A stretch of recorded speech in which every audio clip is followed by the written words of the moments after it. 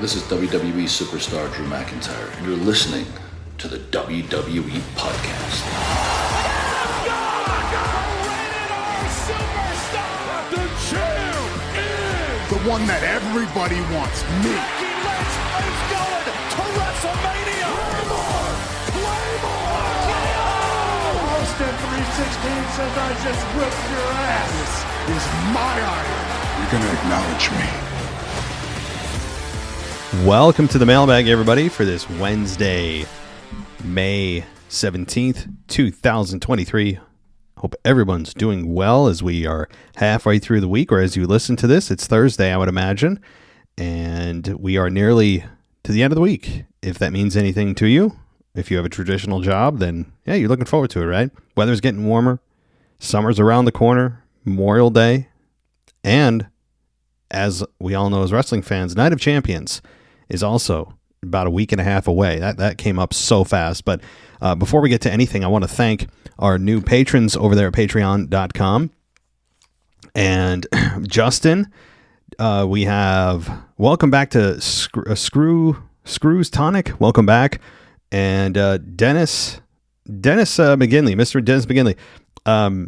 You joined and then left. I don't know if you have duplicate accounts or what, but you have joined us and then it looks like you left us a day later. I'm imagining it's because either you hate us or you got your accounts mixed up. But I would reach out to Patreon and have them work out any technical issues that you may have. But again, if you want to join our patrons, head on over to patreon.com/WWE podcast and get everything ad free. I'm also going to be doing more of a YouTube presence if you're into such things. There's not going to be anything ad free or anything there that's really exclusive content per se, but more of trying to do more video on YouTube and of course more video for those of you on Patreon that is not anywhere else. So, YouTube, if you want to head over there and join us, you know the name. I don't even need to tell you where that is, but, guys, we've got a lot of stuff to get through tonight, this morning, this afternoon, whatever is applicable to you, because you guys have overwhelmed me this week, and that's not a bad problem to have, but it does mean that new rules need to go into place in order for this show to continue in a way that gives everybody a voice, because the options are I get through X amount of people in about an hour and 15 minutes that I've dedicated every week to this, or and which would leave everybody, or probably half the people, not getting a voice on the show, or it results in shorter times but more people on the show, which I prefer. Right? Like if you take the time to call in, if you take the time to email, I'd rather have more people on the show, even if it's in a more limited capacity, than fewer people with longer emails. So that's what I'd like to do as we move forward. What that means is after this week, and this week's going to be a bear to get through, you guys, I love your passion. This isn't a complaint, but it's just a time management thing. But next week, here's what we're going to do. If you are not a patron of the show, here's what's going to happen. Okay. We can only handle 3 minutes of an email. If you are not a patron of the show and you send an email in, read your email back to yourself. If it's more than 3 minutes, cut it to 3 minutes. All right. Like, I mean, that will help. I'm also going to be limiting those of you not on Patreon to either an email or a phone call. Okay. I can't have, two for one person. Again, 2 spots for one person it's not the best use of our time. Even though I know some people love to call in and email, you got to pick one. Okay. For those of you on Patreon, here's what we're going to do, because you guys are patrons of the show. I think it's only appropriate that we give you special privileges. I'd still like to have the 3-minute email limit to you as well, but I will, if you'd like, you can do an email and a voicemail as well. But I just, some of the emails, guys, I love it, but it's time management, and that's all it is. It's all it is. So 3 minutes is the rule. If you're ever kind of coming out of this going, what the hell did he say? It's 3 minutes. Okay. Think of 3 minute warning. Rosie and Jamal. Okay. It's now 2003 again, and we have Rosie and Jamal 3 minute warning. Okay. If you ever need to know or remember what the time limit is. So those are the new rules. Again, they go into effect next week. As a recap, those of you on Patreon can submit both if you'd like, but both still need to adhere to 3 minutes. Those of you who are not patrons of the show, you can do one or the other and still be limited to 3 minutes. So that's going to be the rule moving forward, and maybe that'll mitigate some of the longer emails. But if not, I'm going to have to cut the voicemails down to 2 minutes or less and see how that goes. But let's start with there. Okay, I don't want to chop everybody off at the legs here, but let's start there. So with all that said and all the new rules imposed by Daddy here, let's get to voicemails first. I said I was going to change it up. This is because of DJ. He said, "Why don't you change it up?" I don't know why I don't change it up. We're creatures of habit, right?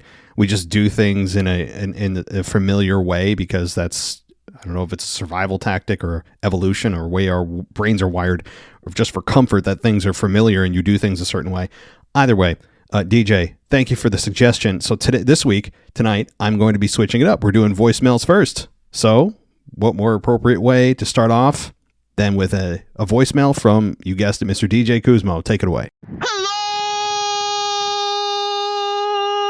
Podcast world, this is DJ Kuzmo back at it again on your Mailbag show, recorded you live on a Wednesday morning, and let's get to your favorite show to come in every single week on the Mailbag, and I'm talking about the Veer Mahaan Report. Now, the Veer Mahaan Report took place this past Monday night on Monday Night Raw, and oh my goodness, we did get an appearance of the Indus in the ring, in their in-ring debut this past Monday night, of course, with my guy Veer Mahaan and Saga, and of course, the modern day Maharaja looking on as we did get this quick squash match, this absolute dominant performance of the Indus going up against LeVar Barbie and Drake Thompson. Who the hell are these jobbers? Jobber number one and jobber number two. Let's just call it that. So jobber number one just gets absolutely squashed by Veer Mahaan and Saga, while jobber number two was kicked out the ring. So this was an absolute dominant performance from this tag team, as we did get to see some very impressive quick tags. We did get to see some impressive leaping ability from my guy Veer Mahaan. Oh my goodness, with the leaping elbow drop,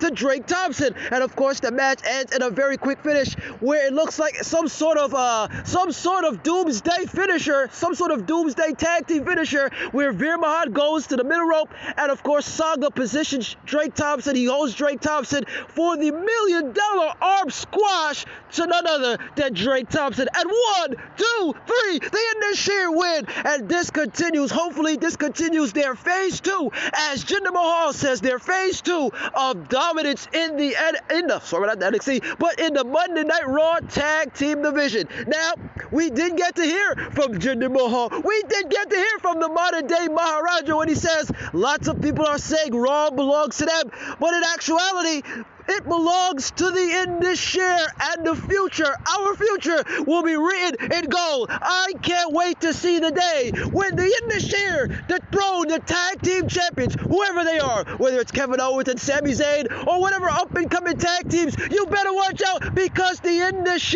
is coming, and they are coming very strong, as they had a dominant performance, of course, against a bunch of jobbers, but that's not the case. Let's go forward, and I don't want to go backward with a whole bunch of this type of crap. But other than that, I hope y'all have a blessed week. This is your boy DJ Kuzma. This is your guy DJ Kuzma. Have an awesome week. Be kind to one another. Stay healthy, my friends, and peace.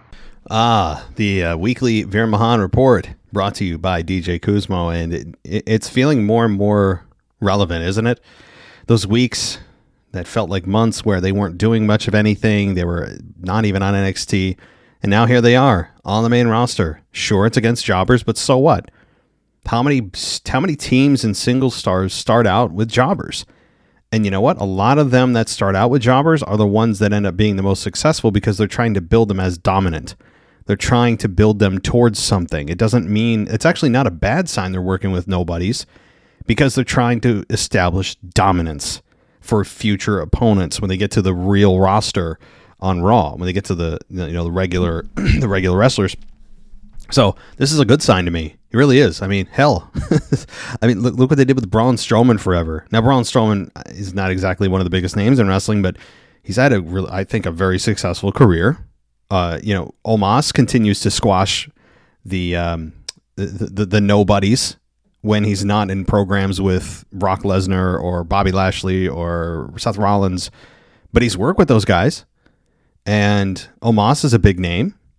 Yeah, I wouldn't say he's a major star, but the formula works, man. And it has proven time and again that when you squash nobodies, you can do it for a certain amount of time. You can't do it forever, but it does create this aura around you of, man, well, how are they going to fare when they get in the ring with a real team, right? And that's going to be the fun of this. I hope it doesn't go on forever. I would imagine they have some kind of plan over the next 6 months for them.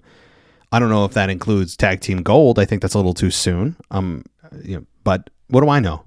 You follow them much more closely, DJ, than I do, and I'm rooting for the Indus. I am. I think they've got a presence, and with Jinder Mahal being their mouthpiece and their centerpiece, kind of, it's fun. It's fun, and I like what I'm seeing.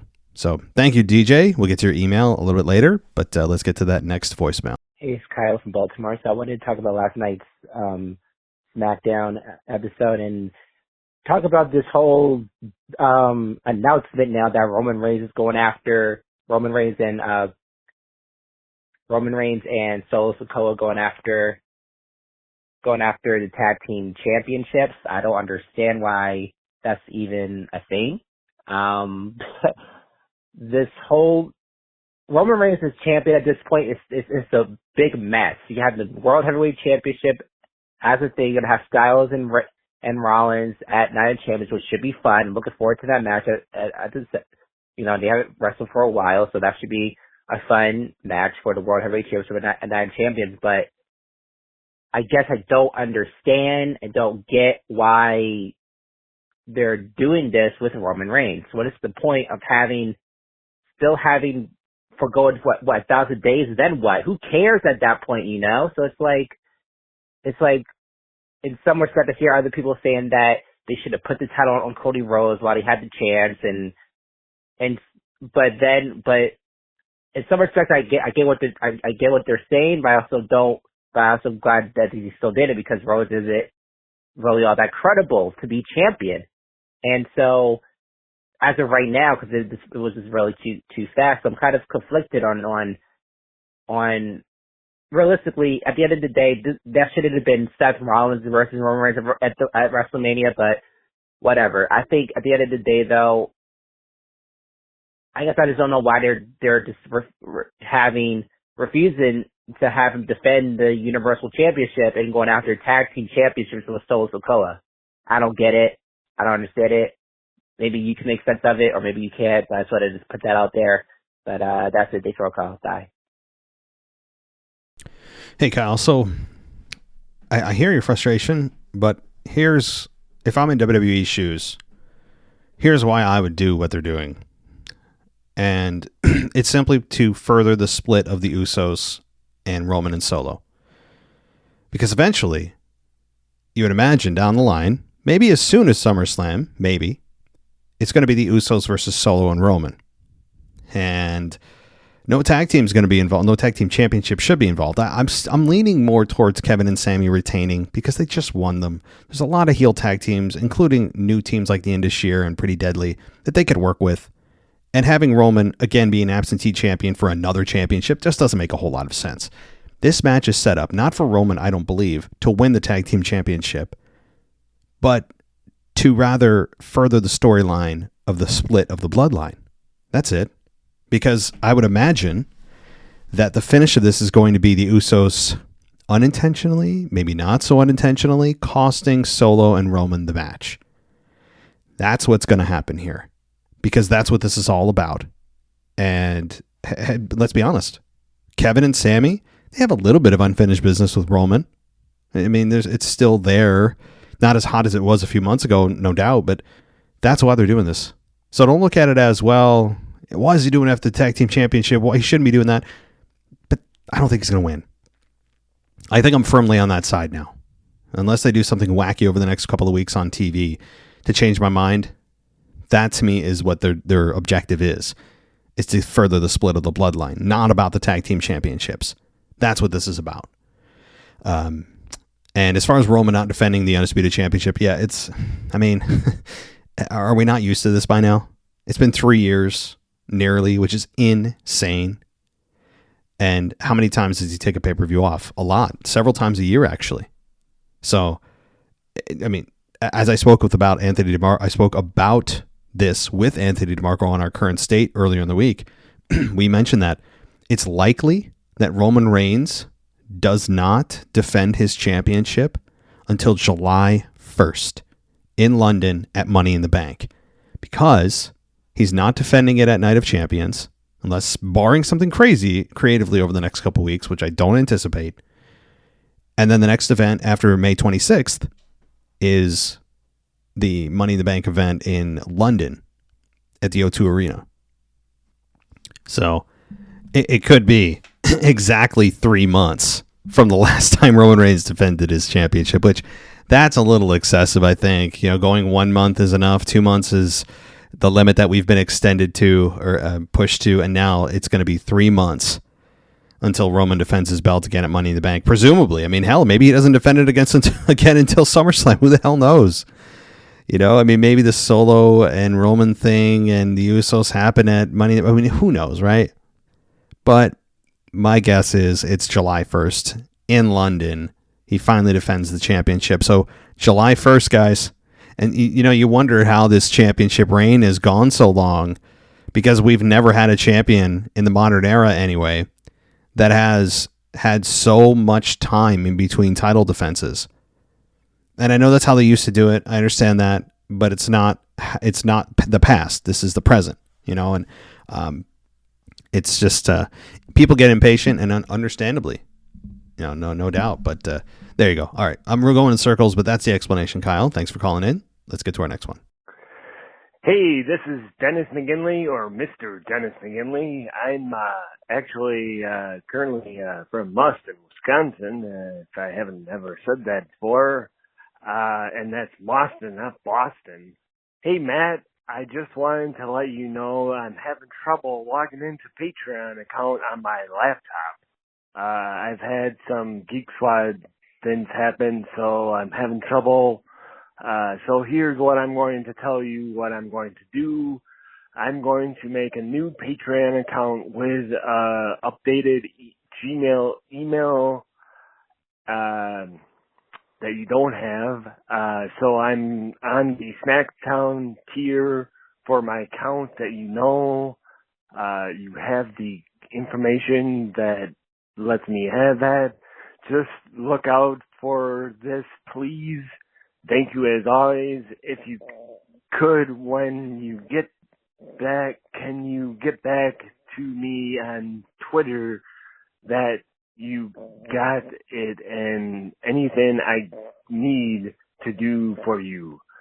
Do my best. I'll do my best to listen to this mailbag, but you know how things go. LOL. If this sounds crappy, I blame it on my mouth. Have a nice day. See you later, Matt. Bye. So.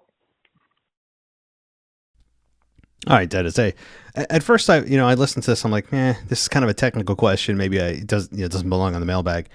Yeah, but it does, because Patreon's a fun community, and generally speaking, if anybody has technical problems, as I mentioned at the early beginning of the show, if you have technical problems with Twitter, or rather with really Twitter too, anything, I'm not a help desk for technical problems. If someone ever needs a refund, of course I can issue refunds. That's actually something I can do on Patreon. But when it comes to Twitter or anything else, okay. I know as much as everyone else does when it comes to that stuff. But when it comes to Patreon, again, I can give refunds. I can, message you. But if you have technical problems with Patreon, that's why Patreon has a help desk. They have a contact us email. Okay. Reach out to them. You're better off than me. If you have some kind of mix up with your email or anything, let me know. Now, if it's some Discord related issue, I know some of you, by the way, have messaged me about Discord and how the link expires. I don't know what the hell's going on with that, I have to say.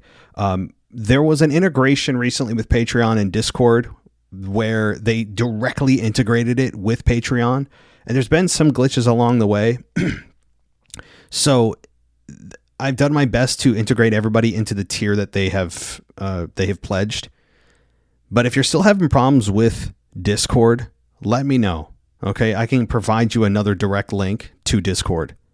And that's what I'll do. Okay, I just want to say that because it's been a common theme over the last several months is Discord is a problem. But if it's about your account or login stuff, go to Patreon directly. You'll get a much better, quicker, more accurate response than me. All right. So there's our Internet Help Desk segment for the week. Let's get to our next voicemail. Hey, Matt. It's New York Kyle. I'm going to ask just this once again. I know I asked it once before, but it's been a while. 2 voicemails just as once. This is something important I got to tell you about. Guys, it's out. For this time, for once, it's not wrestling related. I actually message this whole thing about to say. I was going to originally email this all. This is really long, but it'd be better if I just said it in my voice. I want to say it in person. Because this podcast has become like a family to me. So this is something personal that's happened to me. So I want to tell you guys. This was the worst Mother's Day I've ever had. I'm not trying to make this depressing. I don't want to depress the mailbag episode. It's just something I want to tell you guys because you're like family. That's all. This has been the worst Mother's Day of my life. So basically, the reason why is because I haven't told you guys this yet. Last Thursday, my mom went to the hospital. She basically had a blood clot in her neck, and she went to the hospital on Thursday, and she was going to be there till Tuesday, which now today in the mailbag it's either Thursday or Wednesday, so it's like a day or two after. So she's out now, most likely. Yeah, she's coming out actually. Anyway, yeah, she basically was in the hospital, and she got a blood clot, and they got a neck surgery on her, and she's gonna be there during Mother's Day. And then I actually just recently caught a stomach bug, so if you're not 100% healthy, you can't go inside the room with someone. So basically, I can't go inside the room she's in, to see her before her surgery because I have a stomach bug. I'm not 100% healthy. So I'm basically spending Mother's Day not even seeing my mom, and she's in the hospital. So yeah, things kind of suck right now. Hang on, I'm going to record the second voicemail. Hey Matt, it's me, New York Kyle again. So update actually, my mom just got out of the surgery. It was only like 2 hours. It actually went perfectly. Surprisingly, it was pretty quick. 2 hours is quick. They said it's pretty quick for neck surgery actually. But yeah, she's out now. She's coming home. It's gonna take some getting used to though. She's gonna have to stay home from work for the next 4 to 6 weeks. Things are gonna be different. It still sucks though that I literally spent Mother's Day with my mom in the hospital and not even being there. It's horrible. My stomach bug's also getting better, so that's good. But yeah, so that's some good news. It's still sad. It's sad that's what's going on. She's not gonna be right. It's not gonna be the same. I shouldn't say right. She's not gonna be the same. That's a better word for it. Yeah. So I want to, people are already messaging me in the Discord saying prayers and all that. So everyone who messaged me that in the Discord, from the bottom of my heart, thanks. Thank you very much. It's just, it was heartwarming to see all the nice messages. It was really heartwarming. You guys don't know how much, this podcast actually helps me. And even that, also, with your podcast, you help a lot. That day during Mother's Day when I couldn't talk to my mom, I was literally listening to your podcast. Your podcast helps get through days a lot. Whenever I have days like that, I've never really had mental health problems or anything. And for people that do, prayers to you and all that. But I'm lucky enough to. I'm not saying I'm special or anything. I'm just saying I'm lucky enough that I've never had any mental health problems before, really. But probably the only time I was really depressed was when my grandpa died a couple of years ago. Just getting too personal now. So, yeah. So I was still a little depressed, obviously this week because of what's going on with my mom. It's really, this is my first time real mental health I've had. But I feel better now. She's out and safe. But yeah, you guys help a lot with this podcast. Without this podcast, I don't know. But yeah, I don't know what else to say. If I was stuttering a lot, I was holding back a little bit of tears, not gonna lie. Anyway, I'll talk to you guys next week. All right, Kyle. Well, let me just say first of all, I mean, I'm glad things are getting better, right? I mean, when I got your first voicemail, I'm thinking the worst. Like I'm thinking, we're all thinking what I'm not going to say, but like I thought it was headed there. And while you didn't get to spend Mother's Day with your mother, hey, at least the surgery went well, and your stomach bug, which I mean, the neck surgery is more serious than the stomach bug, but the stomach bug is no joke. Anybody that has a stomach bug or food poisoning, I mean, you want to die. Like, I mean, I'd rather have a cold for 3 weeks than have a stomach bug for 24 hours. It is the worst feeling in the world, vomiting every 45 minutes. I mean, I've had food poisoning a handful of times, and it is the absolute worst. Stomach bug, I've had a few times. It's the same thing to me. Stomach bug and food poisoning kind of feel the same. Either way, I mean, that's awful. But yeah, your mom, I'm glad things went well. All right, I had no idea. I'm not on the Discord server as much as I probably should be. That's for you guys. I don't want to play daddy on there. Okay, I only pop in there when there's a problem. So when somebody's saying things that are they shouldn't be saying, or someone just is over the top, and I have to boot somebody, which happens very rarely. I think I've only kicked out like one person over the last how many years I've been doing this. But I'm glad, Kyle, that the show could help you. All right, it kind of and I know we haven't talked about wrestling in the last 15 minutes. Which is, hey, I don't mind some of these calls because we don't get a whole lot of them. And certainly the health of family trumps any topic. And it brings things back to kind of center, right? Like when something happens to a family member, and it doesn't, so say you go like a couple of years and all of a sudden, wham, something happens. Everything else just suddenly doesn't matter, right?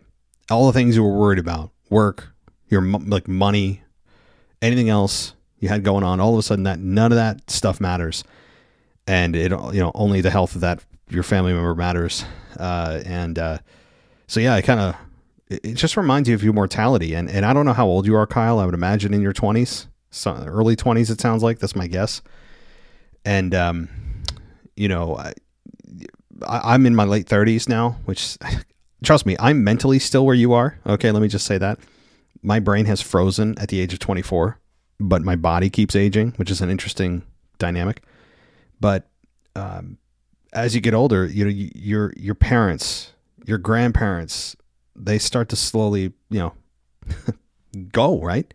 It's life. It's the one opponent that's undefeated. Undefeated. We all will lose. And it just kind of reminds you of your mortality, your family's mortality, where sometimes you think you're going to be here forever or do something forever. You're not. And it's an unfortunate reality. It's just part of life. It's part of the human condition. It's grief. Being being here is sometimes about suffering, and it sucks. But hey, I'm glad everything went well. And yeah, you didn't get to spend Mother's Day with your mother, but wouldn't you rather have not been able to, or to be in the situation you're in right now, with the way everything turned out, or something even worse happened, but yet you still spent Mother's Day with your mother, right? So you got to look at it that way. So, all right. Well, Kyle, I'm glad we could get you through some times, and feel free to reach out to us. The Discord server or Discord chat seems to be supporting you pretty well, and continue to use it. All right. Let's get to our next voicemail. This is the certified one-of-a-kind doctor of the Takeover crew and member of the WWE podcast family, Dr. Say it with me, BGB. And this week I want to start something new, a little series called Dr. BGB, Rumors and Humors of the Week. Now for the rumors. I read that WWE is hesitant to put the World Heavyweight Championship on Seth Rollins due to him filming the upcoming Captain America's movie. And Randy Orton's doctors are advising him not to wrestle again. Moving it down, the potential men for the men's Money in the Bank ladder match. We have Damian Priest, LA Knight, Bobby Lashley, Matt Riddle, Cody Rhodes, Gunther, Finn Balor, Chad Gable, and Edge are all names that are getting thrown around at the moment. So don't be surprised seeing a few of them in the ladder match. And then WWE and UFC combines the group name for it will be called the TKO Group Holdings. TKO standing for Technical Knockout, which is kind of funny considering in WWE there is no knockout, so it's mainly for UFC, I'm guessing. And moving on to the humors of the week, Sami Zayn saying, let's hear them out, gentlemen and Dom. Roman saying, oh, you think I'm a clown now? Pretty Deadly calling it Friday Night Snackdown. Baron Corbin losing in 6 seconds. And Riddle kicking his flip-flops at Gunther. All right, that has it. I just wanted to do a little some for the show. Shout out to Matt, and I just want to say, New York High, I hope your mom's doing better. And everyone, have a blessed week. I'm going to be bringing this back very soon. This is Dr. BGB signing out from the emergency room. All right, Dr. BGB, welcome back. And I like that little segment. It's kind of like a quick hit thing. You know, you just kind of rattle off some funny things, some important things. And I like how you touched on Money in the Bank a little bit with the potential contenders as we look ahead, of course, till July 1st, which doesn't it feel like an eternity away? But y'all know what happens when a pay-per-view feels super far away. You blink and you're like, oh my God, it's next week. That's the way of the world. And thinking about who could be in it, I mean, Edge is an absolute contender. If Edge is in it, I think he's a favorite, given that he could cash in and win the World Heavyweight Championship and win the belt that he never really lost back in 2011. But also Cody Rhodes. And I'm thinking he could cash in. But here's the thing with the Money in the Bank ladder match. It's a match built for a heel to win. Now, you could have a babyface do the quote-unquote right thing and let their opponent know ahead of time that they're going to cash in. But then you look like a fool for not utilizing it for what it's meant to do and what it could be. And to me, here's what I think could happen. You could have Cody Rhodes about to grab that briefcase, just about to grab it. And then who comes out but Brock Lesnar to screw Cody Rhodes again? Thus leading to the finale of Cody Rhodes versus Brock Lesnar and some kind of hellscape match. I don't know. 3 stages of hell. That's what I think it's going to lead to. I mean, early call. We don't even know who's in the match or if Brock Lesnar is going to be around for that long, whatever. That's my guess. That's my guess is that, Brock goes away, win, lose, or draw at Night of Champions against Cody. And then Cody's about to win it and go. He's finally back on track talking about finishing his story. And who comes in again to divert him again? But Brock Lesnar, as he has his hands on the briefcase. I'm just envisioning this. And then they have their final match at SummerSlam. Just a thought. But, I wouldn't hate it. And that's just my own fantasy booking there. But I like your little segment, buddy. I appreciate it. All right. Let's get to the next one. And WWE podcast family. Hope everyone is Mike from Connecticut calling in. And Matt, I just wanted your thoughts on something. And I know it's a little early for a prediction, but I was thinking about Money in the Bank. And who, I know we're fast forwarding a bit, but who do you think might be in that Money in the Bank match? Typically, it's six people. I don't know if they're going to do 3 from Raw, 3 from SmackDown. That would kind of make sense. It wouldn't surprise me if they did something crazy like that. But just wanted to hear your thoughts, just to throw some names out. I know it's a little, but I had a thought that came to my head, and I think it would really, really upset and tick off a lot of people, and it would be so good if it actually happened. And that's if Dominic Mysterio won the Money in the Bank briefcase, and how arrogant he would be holding on to it for the better part of a year. And the crowd would absolutely hate him even more, if it's even possible to hate him more than they do now. The guy has just a natural ability to be disliked, and he does it so well. He does it to a T. You've often said, when he was a face, he was I love your analogy about it's interesting as a house plant. I think is how you said it. And now that he's turned, he's just so good at what he's doing. That smug, rat little stuck-up kid that you want to see get his butt kicked. Imagine him walking around with the briefcase and just putting it in everyone's faces and look how good I am kind of attitude. And I think it would be brilliant, personally. But I just wanted your thoughts on it and maybe chime in with some names on who you think might be in the match itself. All right, you guys do a phenomenal job every week. I enjoy listening to you guys all the time, and please keep up the good work. Take care. Mike, great question. Everything seems to be in line here. I mean, you guys, I was just talking about Money in the Bank and proposing what the finish could be, part of the finish with Brock interfering, screwing Cody, but I didn't say who could win. And right on cue, Mike, great question. So I would agree. The format, I think, again, I know guys, we're getting like 6 weeks ahead here, but that's what we do. And, but I think it's relevant to talk about here because after Night of Champions, it's back to regularly scheduled programming. We're out of Saudi Arabia and, full steam ahead towards SummerSlam. But I love the finish that you're talking about here. I love it. I think it's perfect. I think Dom should absolutely be in this. I think it should be, if you're going to do 3 and 3, which I actually agree, I know it's Raw and SmackDown stars, but it makes sense in this instance that they compete against one another because it's still every man for himself. It's not like it's actually Raw versus SmackDown. It's every man for themselves. And you can't have two men's Money in the Bank ladder matches on top of 2 women. You can't do it, right? It's got to be only 1 and 1 for the women and men. And so that in this instance, sure. So as far as Raw goes, Dominic could be in it. I think you could have Cody Rhodes, obviously could absolutely be in it. As I look down the list here, I mean, if Drew McIntyre is still with the company, I think he's a front runner to be part of the Raw side. So I also think Bronson Reed could be in it if Drew's not in it. So early call. Drew, Dom, and Cody on Monday Night Raw. And because I need to look at the rosters here, I'm still not 100% familiar with everybody that's on the rosters for each show.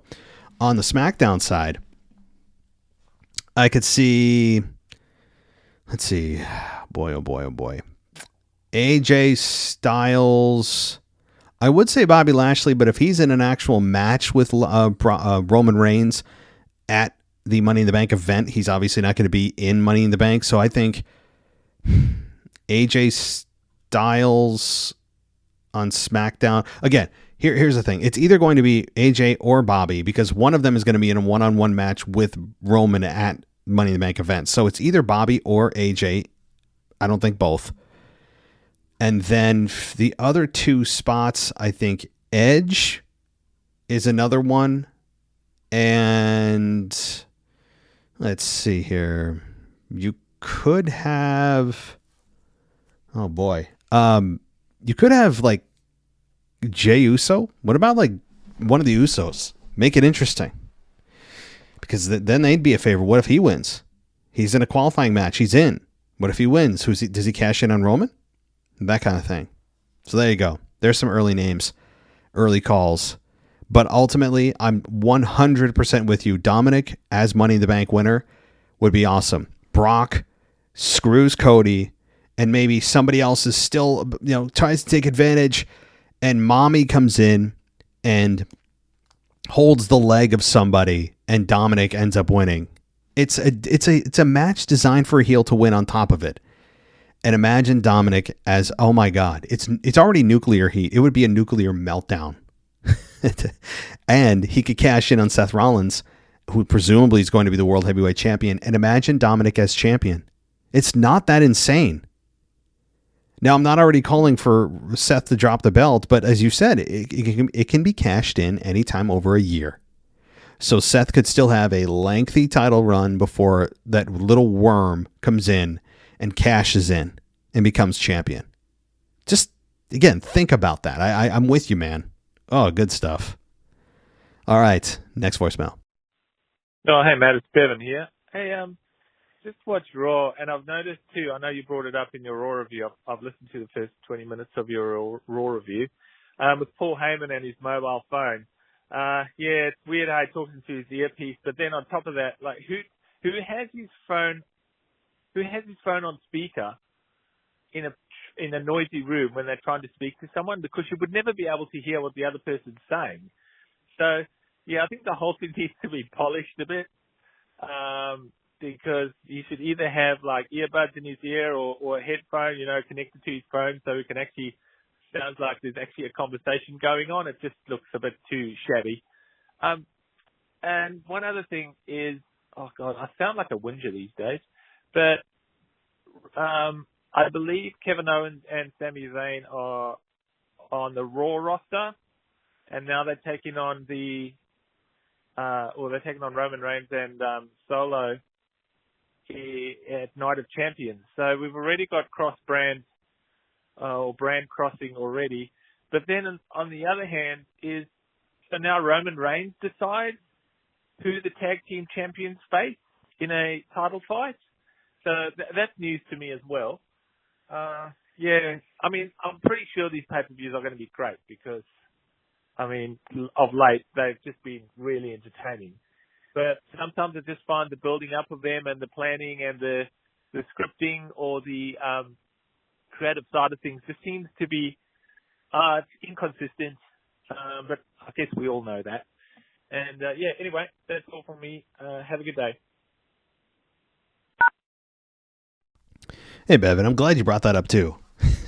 I know it was a small thing, but we see Paul Heyman on his phone all the time, and presumably he's talking to Roman Reigns. But that's a great point about speaker, right? Even if he is, I mean, he's talking to the wrong piece of the phone. As I mentioned, it's like watching your grandparents try to work a smartphone. It's oil and vinegar, right? It just doesn't mix. They don't know what to do. I get that bit of a vibe, but also, yeah, the speakerphone thing. You're in front of 25,000 people or 15,000 people, and you're presumably on speakerphone. If that's the case, why can't I hear him? And certainly Paul Heyman can't. It's for the visual effect. They're trying to make it as dramatic as possible, and being on speakerphone, talking into your phone in front of your face, I would imagine they have deemed it more effective than just putting it up to your ear or putting AirPods in your ear or something like that. But it is ridiculous on its face. I mean, it's just, yeah, this is, I know it's a small detail, but the thing is, everyone uses smartphones. Like everyone knows how to use one for the most part. And while it's a small detail, if everyone owns this device and you look like you don't know how to use it in 2023, you look like an idiot. And it's just a small detail that can easily be cleaned up. 100%. I agree with that. And to your point about cross-brand, well, here's why I allow it with this one, because the Undisputed Tag Team Championship was never told to us that it's exclusive to a brand. It is still able to float. Now, the home for Sami and Kevin is on Raw. They were drafted to Raw. That's correct. But that's their home for when they drop the belts at some point. Because if they didn't have a home, if they weren't drafted and they lose the belts, where do they go? So some brand had to draft them, even though as long as they're champions, they can float. So that's why we're having this cross-brand stuff, already, even though they're on separate brands, only because the Undisputed Tag titles still allow it. That's the reason I'm okay with it and haven't lost my mind over it as well. But, yeah, I mean, we already have Paul Heyman on SmackDown or on Raw. He doesn't belong there. I mean, like, that already happened. We have SmackDown stars involved in the World Heavyweight Championship tournament. That never made any sense to me either. Like, I mean, they've already violated the draft. They violated the draft before the rules even went into effect. It was impressive. But, yeah, so thanks, Bevan. Let's continue on. What's good, WWE Podcast? Checking in once again from Houston, Texas, none other than Rocky T, here with the new Roxanne Perez report, brought to you by WrestleMagic. Now, last night on NXT, Roxanne Perez did advance in the first round of the NXT Women's Championship Tournament, beating Jacy Jayne. Now, in the second round, she will be facing the new sex symbol of NXT, Tiffany Stratton. This is going to be a good one, guys. Both girls are on the rise. As we know, Roxanne is a former champ, so look for her to advance. She is a Texas girl. I am from Texas. I am your new Texas champion, and I will always be your Texas champion. So, with the Industry moving to Raw, I'm sure we're still going to be getting our Veer Mahan report from none other than DJ Kuzmo. So I would like to introduce you guys to the Roxanne Perez report, brought to you by me, Rocky T, brought to you by WrestleMagic. Also, WrestleMagic episode 3 coming soon. We are in production, so stay tuned for that. Everybody, don't have a good day. Have a great day. All right, the Roxanne Perez report. That's a new one. I like it. See these reports, guys. It's not just a gimmick, right? Like it's important to know about up and coming teams and single stars that you may not be paying attention to, because being able to have that foundation of knowledge about what's going on. Maybe you don't watch NXT, or maybe you don't pay attention to those quote unquote lower status stars. Then you may be losing out down the line. You know, when you see them become bigger stars and you miss out on the experience of watching them grow and getting in on the ground floor, so to speak, and seeing them from the beginning. I think it's important, and it's more fun that way than just jumping in the middle of it on the bandwagon, right? So this is good stuff. I mean, I like the Roxanne Perez report. It is good to know, and maybe she turns out to not be a big star. But still, it's fun to follow stars that most people aren't, isn't it? Because everyone talks about the big stuff, including me, and I talk about it most of the time. So, all right, Rocky T, I know you got an email too. We'll get to that momentarily, but is that the end of the voicemails? Did I actually get to all the voicemails? See, I told you guys, we're nearly an hour in, and we've only done the voicemails. So, that said, I think that does conclude the voicemails for this episode. But now it's time for your emails. So let's get to those emails right now. Hey, yo, it's me. It's Rocky T. All right, continuing with Rocky T, might as well, right? Writes in and says, Bianca did sell the poison mist very well, or overselling it, depending on your opinion. If y'all didn't catch it, Asuka tweeted later that she put chili peppers in Monday's mist. I did not catch that. Thank you. She put chili peppers in it. So is Asuka not human? As I mentioned, that doesn't really help the case of that poison mist being able to remain in Asuka's mouth without her mouth burning up, unless she's just numb to it at this point. I don't know, but I do appreciate it from Asuka. I really do. And thank you for pointing that out. All right. I never liked Jinder Mahal as a wrestler, but I like his presence as a former champion in a manager role for the Industry. Agreed. Yes. Here's the weird thing. I normally would side with most people on the Jinder Mahal experiment when he was champion. I really didn't hate it as much as most people did. I actually enjoyed, here's a hot take, I enjoyed Jinder Mahal's run as WWE champion more than I enjoyed Kofi Kingston's run as WWE champion. There's a discussion that I'm sure some people like to have with me. But I would agree. Jinder Mahal is actually, I think he's underrated on the microphone. Is he Bobby Heenan or Paul Heyman? No, he's not. He's not Jimmy Hart. Okay. But he can talk. And I'm with you on that. And he can take a bump. He fits in perfectly. All right. Judgment Day gets a victory over KO and Sammy.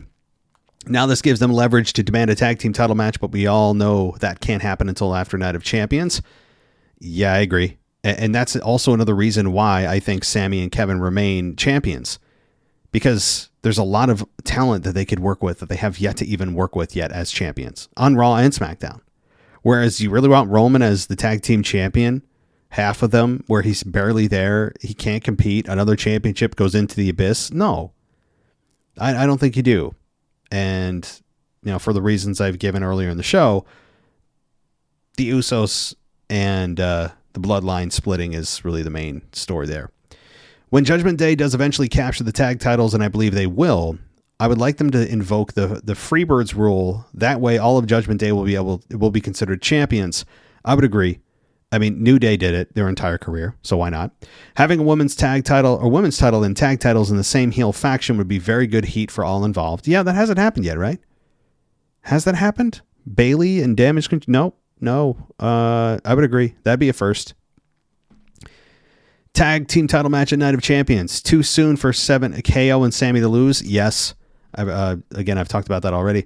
Too many belts for Roman to hold? Yes. He would have to hold 4 championship belts. That would be insane. That's just laborious. Like unnecessarily laborious.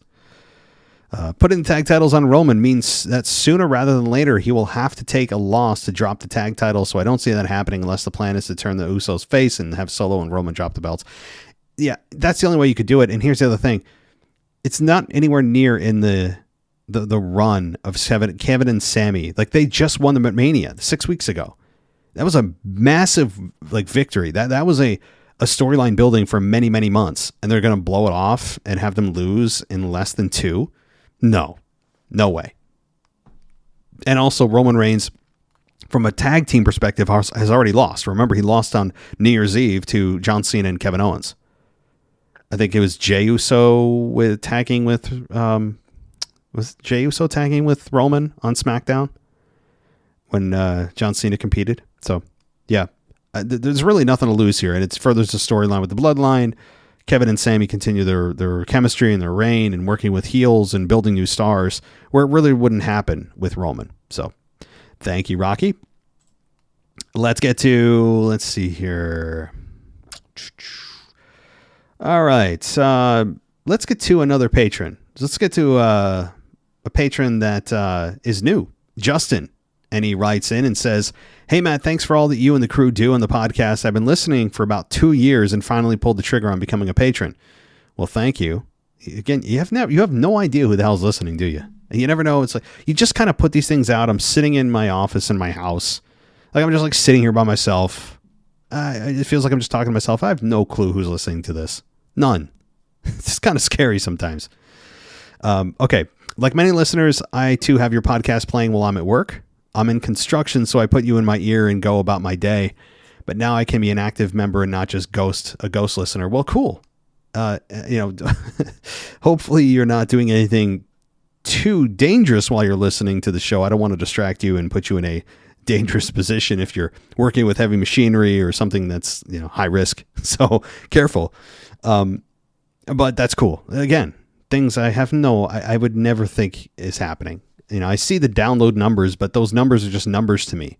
Like, I don't know who's behind those numbers. So that's cool. I find myself siding with a lot of your opinions, especially when it comes to Cody Rhodes. That's maybe why I enjoy the show so much.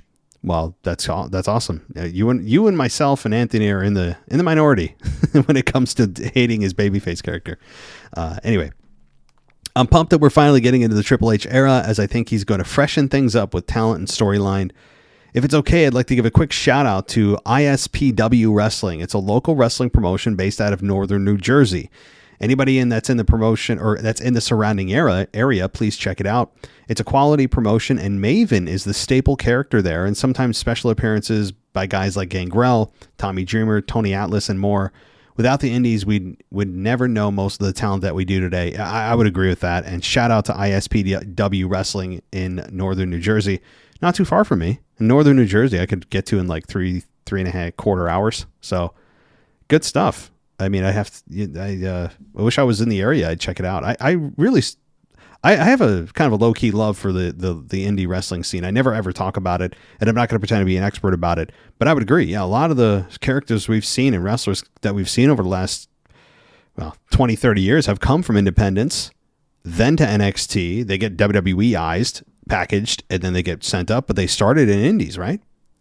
That's cool, though. I mean, Maven. The only thing I remember about Maven, I think the most memorable moment for him, for me, was eliminating The Undertaker at the Rumble in 03? Was it 03? Might have been, when he eliminated Undertaker and he drop kicked him outside of the ring. That's really the only thing I remember about Maven. Of course, Tough Enough winner. But cool. I love it. Just the other day, MJF returned to CAP, Create a Pro Wrestling Academy, and he fought Leo Sparrow with his tag team partner GKM at ringside. Well, they're both local talent and have played a major role in ISPW, and it makes me proud to see them climbing the ladder of success in the wrestling business. Hopefully one day to see them in WWE. Yeah, that's all for now. Look, I would love to see MJF in WWE. It's no secret. I'm a big proponent of that. Not that I want to see AEW crash and burn. On the contrary, I want to see them thrive. The competition's great, but I just think MJF in WWE would be a seismic shift because he would blow everyone out of the water when it comes to promos. He's better than most people think he is in the ring, and he's a top talent instantly. Like, you don't have to worry about thinking, developing his character, who he is, all that. You just drop him in WWE world and you tell him, hey, you can't say, this and that only because it's PG, but that doesn't restrict him that much. Most of what he says is not cuss words. When he does that, it's for shock value. When, most of his content was like 98%, not relying on cussing. So the PG model wouldn't really restrict him that much. So, yeah. Anyway, thanks so much, Justin. Now let's get to, who do we want to get to next? Alex, the French guy, says he's the current European champion. In the future, could you see Gunther dethroning Roman Reigns? He's not that young, but he could use a victory to establish himself even more. If not, who do you see? Outside of the favorites, of course, so no Drew, Seth, and Cody. Okay, taking Drew, Seth, and Cody out of the equation, which it really could be any one of those, more Cody or Seth. Gunther is an absolute candidate. Now, the problem is, and Anthony DeMarco and I went over this, I think a few weeks ago on this topic. The problem is, while that's a marquee matchup, both are heel. And you can't have heel, right? You just can't do it. So that said, if Gunther was to somehow turn babyface and keep Roman heel, then hell yeah. Gunther is a absolute candidate. And I mean, that match on paper right now, even as heels, I'd love to see. But to stop Roman's streak, you got to have a babyface do it. I mean, there's just no two ways about it. So, but as it stands currently, to answer your question, Alex, no, because they're both in the same role. Down the line, sure. If one of them turns babyface, yes. Rather, if Gunther turns babyface, then yes. All right. Let's get to, let's see. I know Dr. BGB. I know you messaged me, and obviously, yes, I did get your voicemail. Let's see. Let's get to, why not? I got Mr. DJ Kuzmo. I know you got your email here. So let's dive into that. And let's see what you say here. I got to get to it. I'm stalling. I know because it's loading. It's slow loading. All right. So you say you're back at it again in the Mailbag show. Here we go. The response we wanted to see from none other than Roman Reigns finally happened this past Friday night on SmackDown in addressing the Usos' failure to win back the Undisputed Tag Team titles. Roman scorning Jimmy Uso for laughing and Jay for stepping in to apologize just before Jimmy was about to hit Roman. But interesting, though, that Roman and Solo are now the ones challenging KO and Sammy and not the Usos for the tag titles at Night of Champions. And the word of Hurricane Helms, what's up with that? I'm not going to repeat myself. I think I've already explained why they're doing that. I'm not dismissing your email. I just don't want to repeat myself, DJ. That's all. I just hope that this is the end of the storyline of KO and Sammy versus the Bloodline. It's got to end at Night of Champions. This has been a good storyline arc from late last year up until WrestleMania, but has been dragging far too long after WrestleMania and has got a bit stale.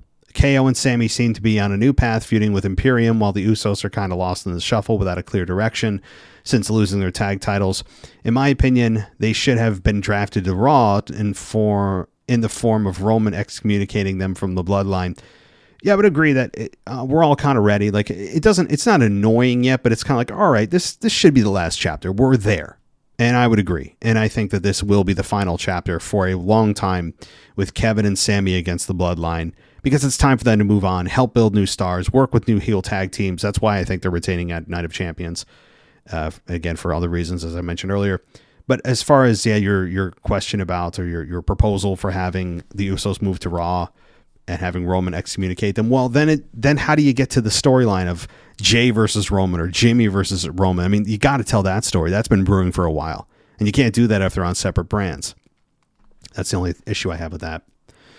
The World Heavyweight Title Tournament should have been exclusive to Raw, with Seth winning at Night of Champions against Finn Balor to become World Heavyweight Champion, while on SmackDown they should have had a tournament where the winner, being AJ Styles, becomes the number one contender to face Roman at Night of Champions. Oh yeah, I totally agree. Yeah, they should have had a tournament on SmackDown, who faces Roman, a tournament on Raw to determine who fights in the finals at Night of Champions. They didn't need to go Raw versus SmackDown here. And that's why, I can't stand this decision. I hate it a lot. Simply for the fact that we just had a draft. That's why I hate it.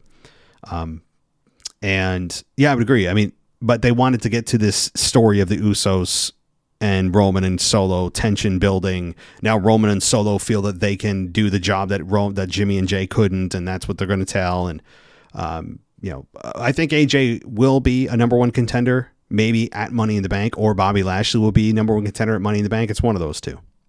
And of course, a lurking Randy Orton out there that we keep talking about, or Bray Wyatt, for God's sakes. My God, those two are just, I don't know what they're doing. I know they're injured, but it feels like they're just kind of hanging out, doesn't it? All right. Then the feud between AJ and Roman could have gone for 2 more PLEs, while the feud between the OC and the Bloodline could have possibly had an ongoing feud on SmackDown while Roman is on his part-time schedule for the duration of the summer. Anyway, I hope you get my rant. Also interesting to note that during Roman Reigns' reign of terror, there were only 6 opponents he feuded with more than once. Jey Uso twice, Sami Zayn twice, Kevin Owens 4 times, Daniel Bryan 3 times, Finn Balor twice, Brock Lesnar 3 times. Brock Lesnar, by the way, Brock Lesnar feels like 13 times, not 3. That's it feels like so many times. Even though AJ Styles is in his 40s, I don't see why he should not get a title opportunity against Roman. You can also make the case for the other babyface 40-year-olds on SmackDown in the roster of Edge and Bobby Lashley. Yeah, absolutely. But they're not, none of them are winning. That's the other thing. You look at Bobby, AJ, and Edge. Great number one contenders. Still could have really good matches, good storylines, good promos outside of Bobby's promo ability. But, at the end of the day, they're nothing more than stepping stones. Notches on Roman's belt. Trophies on his wall. There's just no chance. But I would agree. There's certainly no case to be made against them at least getting an opportunity. They got a lot of star power. They got a lot of name brand value. So, all right. And WWE Creative. My plea here is to stop with the brand crossing collusion and let the brand split be effective.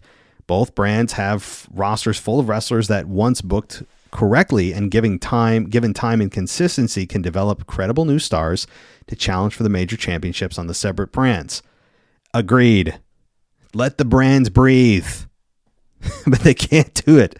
They just can't do it. They can't. I don't want to go down that road. I feel like I'm going to lose it. But DJ, can't agree more. My final plea as I end here is for Bianca and Rhea to swap their championships. We all see the obvious confusion here. Come on, Triple H and Creative, fix it already. Thank you and good night, DJ. I don't know what's taking so long. They don't even need to do this in the ring. Why can't they do it backstage? Why does this have to be a thing? And why do the announcers have to play stupid every single time that there's a draft and go, well, I don't know. What are they going to do? Well, I don't know. The Raw champions on SmackDown, SmackDown champions on Raw. We're in a conundrum, guys. What do we do? It's like, God, stop it. I don't know why this needs to be a thing. I would imagine it's to create some more tension towards an eventual Bianca and Rhea matchup where something will happen that won't immediately lead to a match, but it's building towards one maybe at SummerSlam or more likely WrestleMania. That's my guess as to why they're just taking so damn long to just swap a piece of hardware with one another. But thanks, DJ. And all right, we got a few more emails here and then we'll wrap it up. So let's get to our next one. And this is from Thomas. And he says, seriously, we have Roman going for another 2 belts. The meme really is coming true of Roman holding all the gold in WWE. To be honest, though, I do like the tag team title match at Night of Champions. My only issue being that, according to reports, Roman will be taking even more time off this year, and the shows he'll be working will reportedly not have him defend the championship.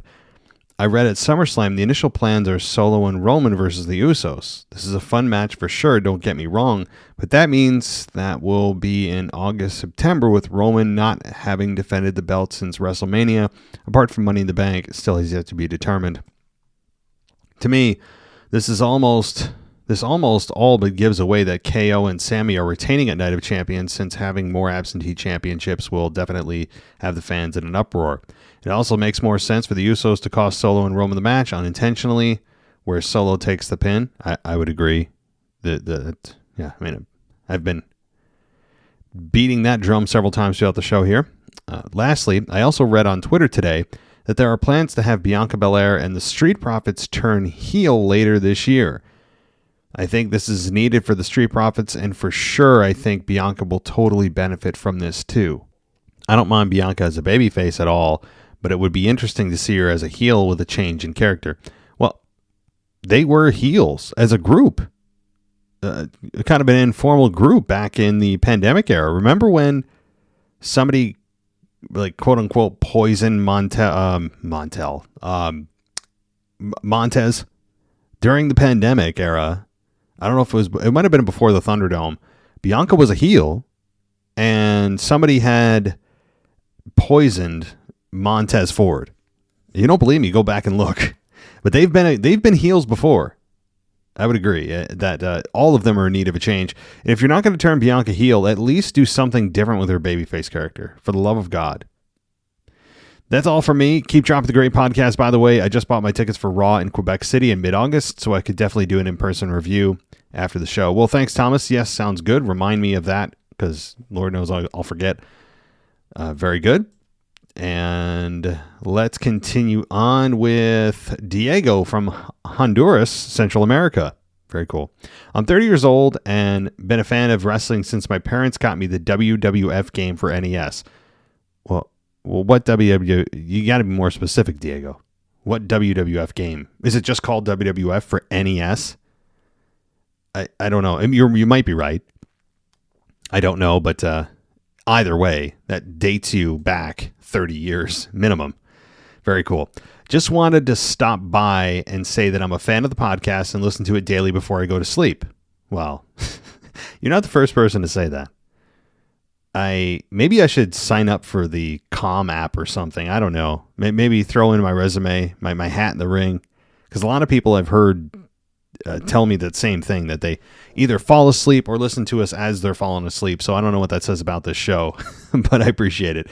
It's funny that I disagree with you like 90% of the time, but I love it. Well, that's good. Dude, yes. I want people to disagree with me more, and I don't form opinions and vocalize them on the show just to be different. Every opinion you've ever heard on this show has been authentic. I don't just I don't just manufacture opinions that I think will get the most feedback. I really don't. So I think that's what differentiates us from a lot of other shows that are either just very analytical. They don't provide opinions. They may be more smart. Well, there's your answer there. They may be smarter than I am in wrestling history and wrestling knowledge, but they don't have the personality and the authenticity and the opinion. It's just kind of like, and this is what happened on Raw, and here's what I think they're going to do. Like, I think our show has much more personality than a lot of other shows. And that's for better or worse. And in this case, you disagree with me most of the time, almost all of the time. And that's awesome. I invite people to disagree with me. I don't want everyone to just be yes people to this show. So cool. But let's continue. It's great to hear different opinions and ideas I haven't thought about myself. I try to become a part of Patreon, but for some reason my crappy government has blocked the transactions for that webpage. As always, keep up the great work. Really? They blocked Patreon? Honduras blocked Patreon. I wonder why that is. Are you sure you're not secretly in like North Korea or something? Well, hey, there's other ways to get ad-free if you want. Apple Podcasts offers it. You can go ad-free there or our website at www.podcast.com. Another place to go. All right, let's continue on. Thanks so much, Diego. And I hope we can lull you to sleep because that's the goal of this show. Maybe in the middle of the show, what I'll do is just put in like a lullaby of some sort. Just for like 30 seconds for those of you that are half asleep anyway listening to me. I'll just finish the job, right? just put in like 30 seconds to a minute and you'll be out like a light. All right. Let's go. Mason. Mason says, let's see. So let me just first say I'm a huge fan of the show and support it. But now to my question. Theoretically, if Roman and Solo won the Undisputed Tag Team Championships, would they five them to the Usos or crop the Usos out? And also, is it just me or does anyone else see Omos versus Rey Mysterio? Thanks again. Agma? Wait, so your name Agma? Okay, I'm confused. This email's confusing. And not because you're confusing. I think it's just a language barrier. You're from Korea, first of all. Awesome, cool. Agma or Agma? Yet the name is Mason. I'll go with Agma. Cool. The other part of this, I'm confused about your question because you say, would the five of them, would they give them to the Usos? Is that what you asked for? Oh, would they give them to the Usos or crop out the Usos? I think that, no, if, and I don't think this is going to happen, but if Roman and Solo were to win the tag titles, they would never give them to the Usos. However, the Usos would find a way to get a number one contendership to face Roman and Solo. That's where they'd go. And I think that's where they're going no matter if Roman and Solo win anyway. But yeah, Omos and Rey Mysterio. Yeah, we've seen Big Show and Rey Mysterio many times in the past. It's a great dynamic. Except, isn't Omos on Raw and Rey Mysterio's on SmackDown? Or wait. Yes. So I'm pretty sure. So I don't think that's going to happen, at least in the short term. All right, let's continue. And this is, Chandler. I every time I see this, I'm thinking of the Friends sitcom. All right. So anyway, you say, I hope you're ready to read because I have a lot to say this week. Let me read your email. Oh, you don't have that much. It's not nearly as long as I expected. All right. Cody's promo on Raw was good, but I can't see myself caring about this next match without some kind of stipulation. We all know Brock never usually takes a clean loss or two losses in a row, so I'm not really interested in this. Well, before you jump to judgment, they work really well together. Cody works really well with anybody. Brock is an absolute, beast and is a star. And the match they're going to have is going to be very good. But yeah, there's going to be a stipulation. There has to be. I would imagine, because Brock said he wants a fight. He kept iterating fight. So I would think over the next couple of, one more Monday Night Raw we have to get a stipulation in there. I would hope that they do. Also, with this new World Heavyweight title, everyone just stopped talking about who will dethrone Roman. I always thought that the people saying Jay should beat Roman was stupid and would never happen. But now it's looking more and more likely as no one on SmackDown is a real threat besides Jay and Bobby. Well, AJ Styles. And what about Bray Wyatt floating out there and Randy Orton that is undrafted? Those individuals could. Or what about somebody coming up from NXT? That's possible too. So, hey, I know what you mean though. Jay beating Roman. I understand why you thought it wasn't likely or stupid, as you say. But Jey Uso is involved in a very intimate storyline with Roman. There's been a lot of abuse over the last 3 years. Remember how the whole thing started with Jay as the right-hand man. He eventually submitted to Roman after they fought it out. There's a lot here.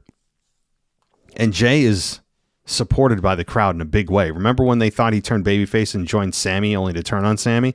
The crowd reaction was so hot for Jay. So I think they could do it. But yeah, people have kind of stopped talking about it, but that's kind of the point. You introduced this World Heavyweight title to kind of quiet the crowd for, the complaints, and valid ones, by the way, that Roman is barely there. We have a world champion that's here defending now every 3 months, is on SmackDown once every 5 weeks. It's too excessive, especially for today's audience that has an attention span of a goldfish anyway. It doesn't mix well with today's audience, and that World Heavyweight Championship is a nice distraction. But it's not just a distraction. It has a lot of lineage and respect. They didn't just create this out of nothing. So, yeah, got to stop talking about Roman a little bit. But that's part of the point. All right. Let's see. while we're on the topic about Roman, can you realistically see him holding the tag titles? The first thing I thought of after Paul Heyman announced the match was how would he carry 4 belts? I've already addressed this, so I'll continue. The World Heavyweight title finals should be a very good match and has the potential to be one of the best matches in a while. It gives me Bret Hart, Shawn Michaels vibes. I think we all know that Seth is most likely to win, but who do you see holding after Seth? Cody is the easy answer, but we all thought Cody would go even further in the tournament.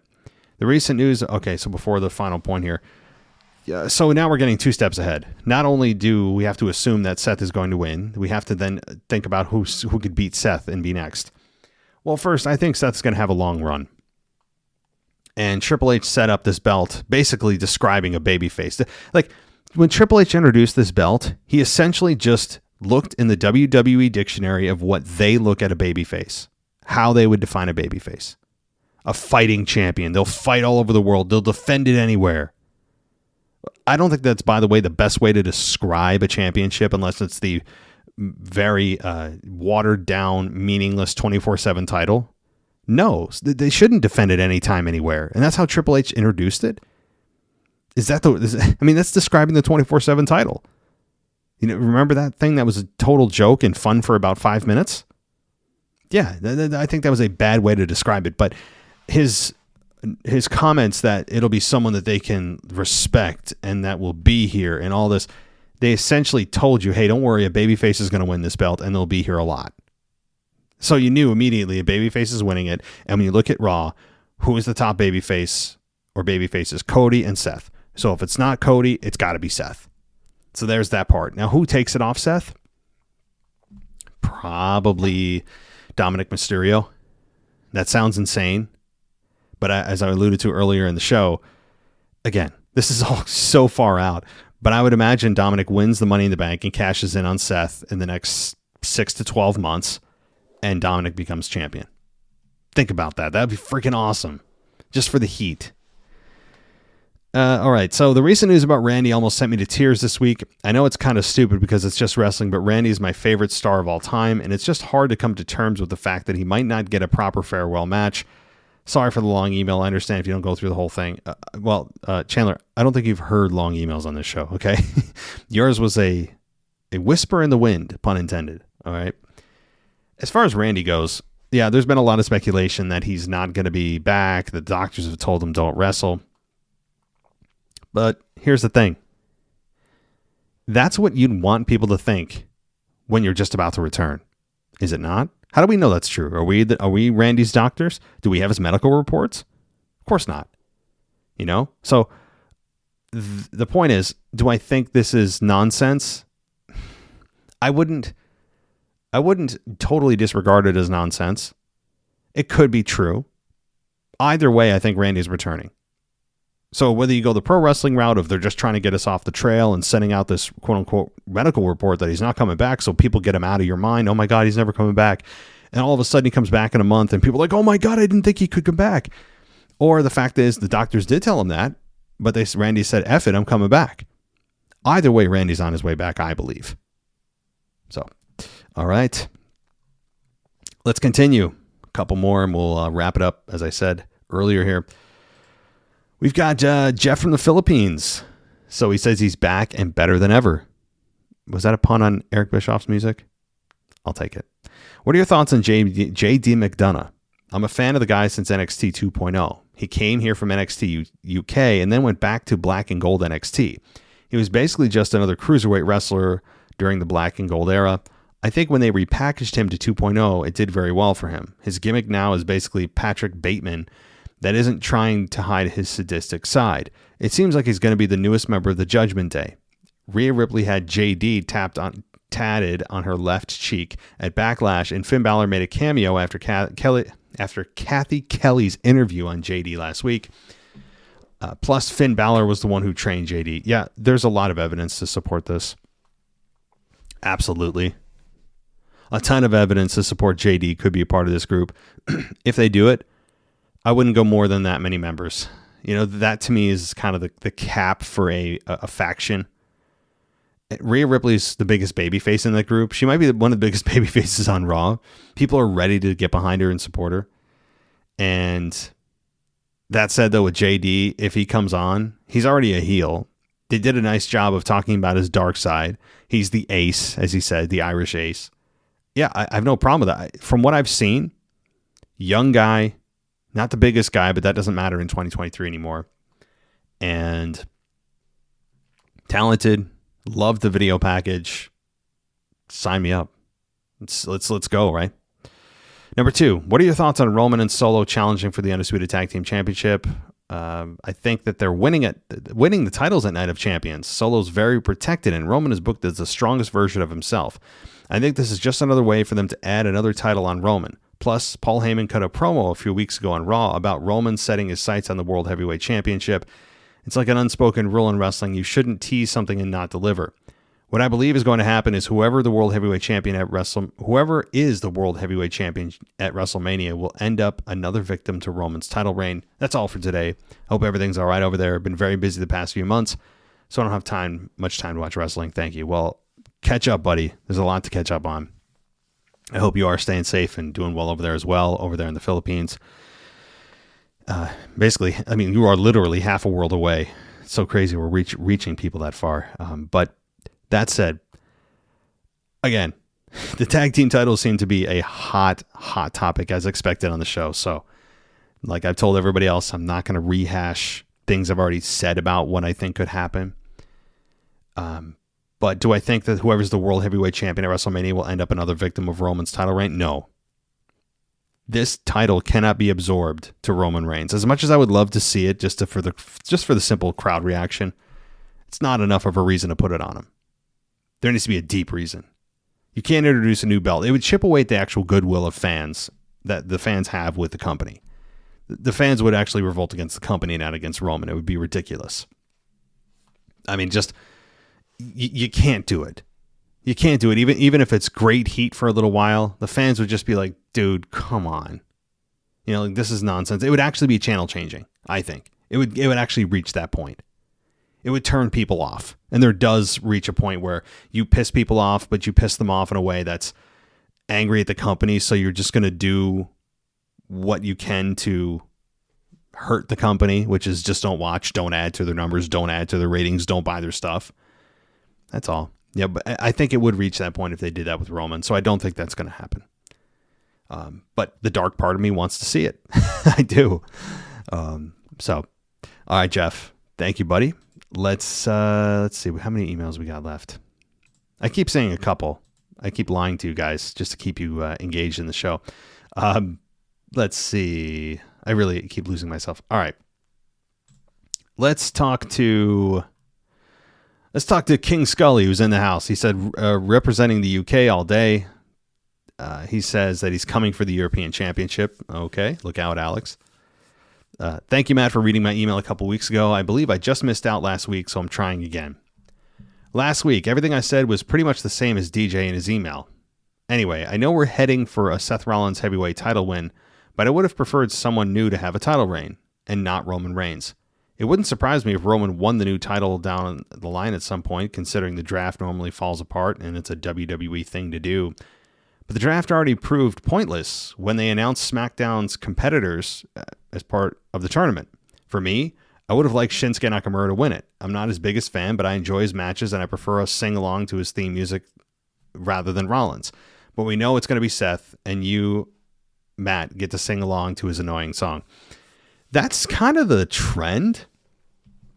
It's almost like a staple of being a big babyface these days is you have to have a nice sing-along song. I don't know if it's coincidence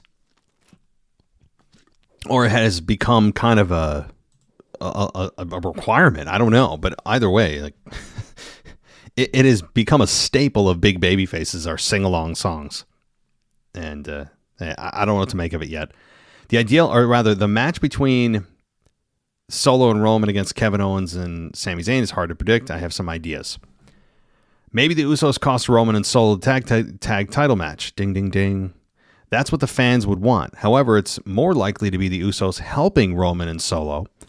I'm really not sure if they're going to want to dethrone Sami and KO already. But on the other hand, Reigns and Solo are pretty much undefeated. It's a hard one to call. I hate to ignore this, but again, if you've gotten this far, You've heard my thoughts on this. So I feel disrespectful just blowing over this, but I can't keep repeating my thoughts on this and what I think will happen. So I'm going to have to move on. The Battle Royal to become number one contender for the IC title on Raw could have been more advertised. Weird how it was announced on the show on the same night, pretty much. I'm definitely surprised with the Mustafa Ali victory, especially considering he's been a bit of a jobber for a large part of his WWE career. I thought Bronson Reed would have won. Bronson versus Gunther would have been tasty, or even Riddle. At least it wasn't predictable in that sense. Yeah, I actually thought it was going to be Riddle, but they're holding off on that program. Gunther has so many people to work with. He has got a hell of a future in front of him. He is a future undisputed and or world heavyweight champion. He is going to be, I say, in the next year to 2 years, one of the face, if not the face of the company. I mean, maybe not surpassing Roman Reigns, but kind of like move aside. We can share this space kind of a deal.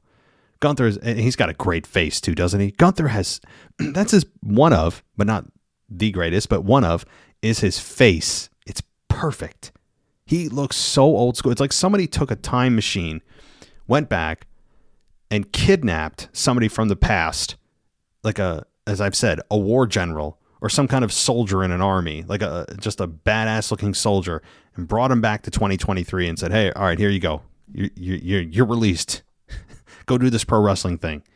He's got such a great look. My God.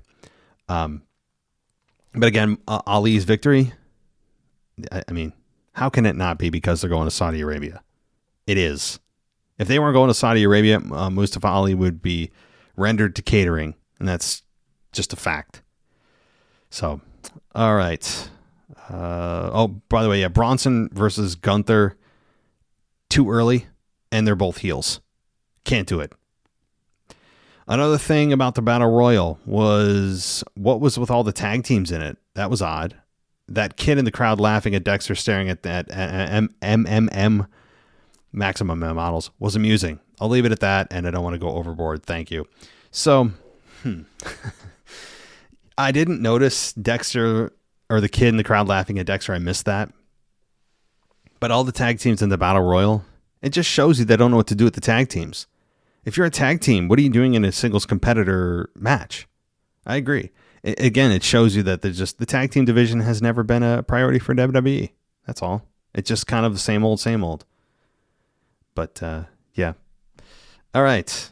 So I know you have part 2 here. It's not too long, so I'll allow it. And the new rules of the mailbag go into effect next week. So, all right, you get part 2, King Scully here, and let's get to it. This is the final email, guys. So I know I've already sent you an email, but there's something else I want to say. You asked the question, where's Ronda and Shayna? You mentioned them going into a story with the tag champs, and they are. Do you work on the inside? You predicted it. Although who's a heel and face is not portrayed how you want it. No, I don't work on the inside. I will say I'm probably slightly more right than wrong, like 51-49 as like a whole, but I don't work on the inside. All it is simply being exposed to this product for the last quarter of a century. That's all. You just kind of get to know the WWE style, how they set things up, who, when they come back, where they would be positioned, all that kind of stuff. It's not a crystal ball. It's not being on the inside. It's just experience of exposure and a long period of one at that, right? That's all. What I don't get is, if Raquel is so strong, why did she just let Ronda hold her for that long? Also, how would being blasted in the arm knock you out? It was, while I have no problem with the context of what Ronda said to Raquel, it didn't make sense that she was able to just hold her by the hair. And Raquel is suddenly just rendered useless for how strong she is, all the athletic things she does in the ring.